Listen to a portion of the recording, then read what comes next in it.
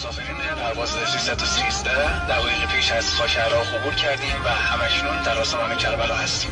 السلام علی الحسین و علی علی ابن الحسین و علی اولاد الحسین و علی اصحاب الحسین. الهی قربونت برم، ملک قابل باشم، آدم خبر نداره دیگه حتی از فرداشم.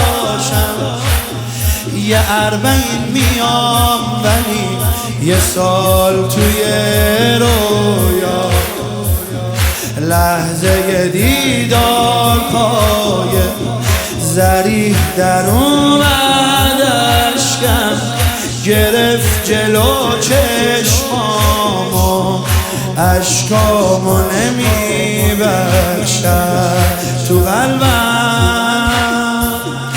نمیتونه کسی جاتو بگیره، دل من به جز عشق تو رو نمیپذیره. یا عاشق امام حسینشو یادش نمیره.